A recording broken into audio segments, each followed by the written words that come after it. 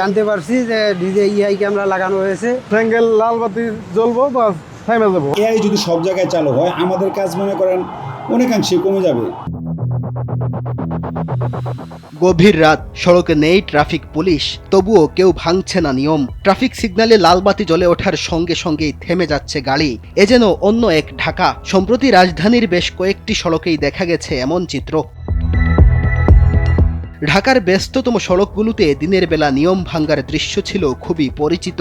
Traffic police থাকলেও অনেকেই নিয়ম ভাঙতেন। রাতের দৃশ্য ছিল আরও ভয়াবহ। তবে এখন বদলে গেছে সেই দৃশ্য। ট্রাফিক পুলিশ না থাকলেও চালকরা মেনে চলছেন সিগন্যাল, থামছেন জেব্রা ক্রসিংয়ের আগে।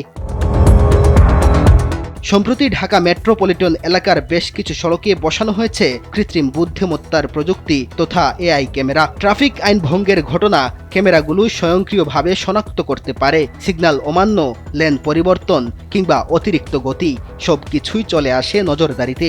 ফেসবুক চালাই বিধায় জানতে পারছি যে ডিজে ইআই ক্যামেরা লাগানো হয়েছে। সিগন্যাল অ্যাভয়েড করলে মামলা অটোমেটিকলি দেয়। সবাই জানতে পারছি এবং জানি, কিন্তু তারপরেও এ বিষয়ে সবাইকে সতর্ক আগে করা দরকার ছিল বা করা উচিত ছিল। যাই হোক, এখন ইদানিং জানতে পারছি যে ইআই ক্যামেরা লাগানো হয়েছে প্রত্যেকটা ট্রাফিক সিগন্যালে।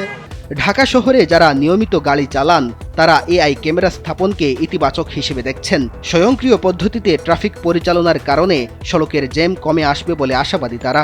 অনেকেই সিঙ্গেল ট্রাফিক দিলেও মানে না, জন্য আর কি এই যে নিয়মটা করছে এটা একটা ভালো আসুক। কারণ অনেক সময় সার্জেনেও ট্রাফিকেও সিঙ্গেল দিয়ে গল্প শুরু করে, দেখা যায় যে এই এক সাইডের যা ছাড়ে আর এক সাইডের ছাড়ে না।